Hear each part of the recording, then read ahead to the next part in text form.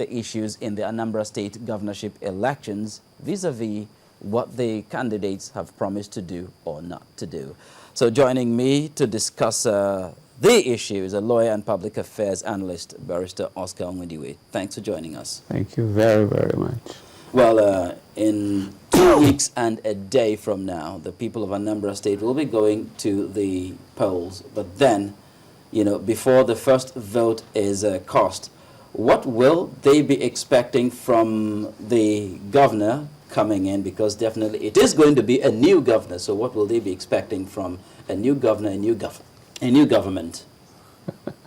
You can see that I'm laughing. There is a new disease in town. It's called low expectations. Trust me, not many people are expecting anything so wonderful. What's that supposed to mean? Low expectations is when a lot of people, there was no voter education. And the people, majority of them, let me say, they don't even know what the governor is supposed to do for them. And and these are the people who actually vote. And so they don't know their rights. We still do not understand that it's about we the people. They don't know that. And nobody bothers to tell them that. So you can make promises upon promises, we're going to do this. And they either take you by your words or they really don't care. If you sound good to them, they vote for you. Well, talking about voter education, isn't it curious? I mean, we've been having elections, you know, over time. Yeah. Let's say from 1999 with the return of democracy. Mm-hmm. Of course, it's not just presidential or governorship elections, smaller elections here or there. So if we're talking voter education at this point, then what are the voters supposed to be educated about? First is for them to know that you have the power. The power resides with you. The man you elect is to do some work for you. We don't know that. We still believe in Oga at the top.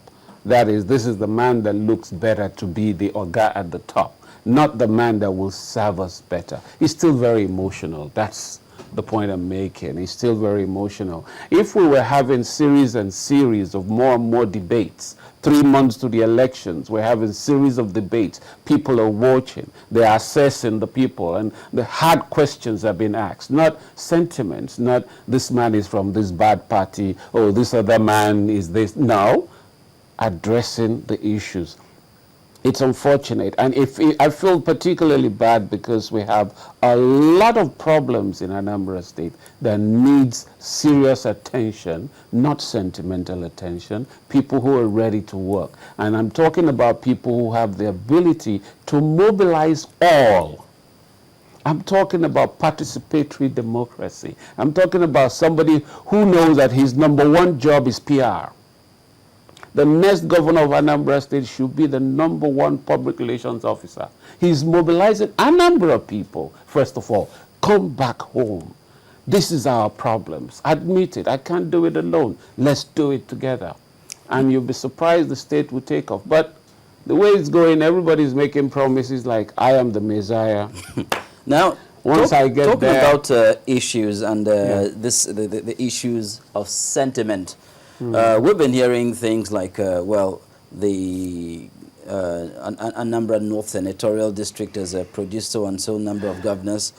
This Central Senatorial District has not produced. I mean, it's actually confusing. I mean, right now I can't place a finger exactly on which region or which district of Anambra State has or has not produced a governor. But actually, that appears to have been one of the key talking points in the build-up to this governorship election.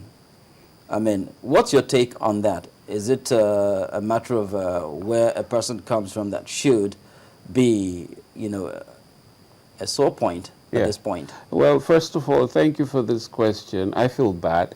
I feel bad because I'm from Anambra North. You know, because people talk marginalization. Exactly. No, I'm from Anambra North, and that's the weakest type of argument you can come up with. It is the weakest type of argument. In other words, now, if somebody comes from any part of Anambra State, let's say you come from the north, how is that going to solve the erosion issues? We have over 1,000 erosion sites in Anambra State. So if you come from the north, what does it mean really? Why do we have to be thinking about where you come from? I'm from the north.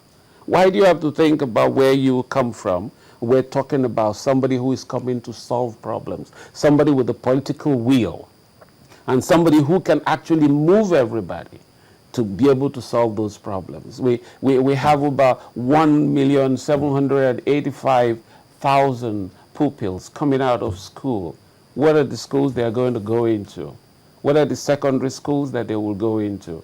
Coming from the north, how does that solve the problem? We have the best arable land in the whole of West Africa. I didn't say this, and we're talking about the World Bank report, and we cannot feed ourselves.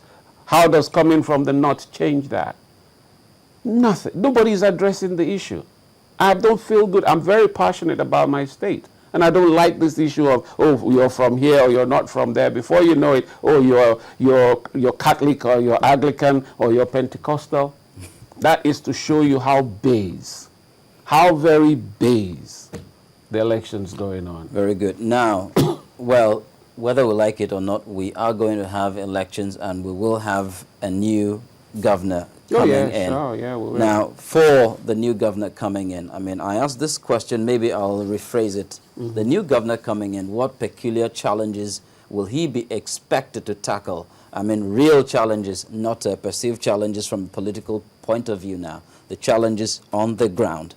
You've mentioned the erosion. Yeah, number one is, the first challenge is reconciliation. Reconciliation for mobilization. So what reconciliation? That is, in what sense? no, I can tell you. Where are the divisions? I'll tell you. For instance, the ruling party, which is ABGA, for instance, by the time they conducted their primaries, they've hurt a lot of people. Okay. And these are people you also could need to contribute their own little quota. Anambra needs all hands on deck. It's not about the governor. It's not about who becomes governor. It's about every Anambra indigene wanting to do something for his home state, for us to take us out of our problems. We have 46 years, over 46 years of infrastructural deficit. There are problems. P2B has done something. Sorry, the governor, P2B, has done something. He's opened up the state in terms of road network. End of story. There are other things. We have 17,855 beds in all the hospitals to service 5 million people. There are lots and lots of things to be done. Education is not so wonderful, despite the fact that the students are ready to read and they're brilliant. Healthcare is not there. Agriculture, we can't feed ourselves. Then erosion is taking over the whole place. I don't want to discuss security. I mean, that's nationwide, but it's special to that state because you have a lot of Anambra people who want to invest in their state and they have the money, but they can't. Security. These are the problems. So number one, reconciliation. Somebody who comes in there and say, you know what, I'm here to serve. I'm not an emperor. And look, all hands on deck. And he goes around bringing everybody. And we all come and say, you know, this is the time really. We want to build our state. There's no state in Nigeria that can compete with Anambra State if we get that governor who understands that the first thing to do is bring everybody together. But how possible will that be? I mean, as long as you have a freedom of political expression, as long as you have different political parties, as long as you have people having political loyalties, how possible would what you're prescribing be? I like what you said. In Anambra State, nobody cares about any party. Trust me. I'm saying this on authority. Okay. Nobody. We care about who you are. It's not the party you come from. No.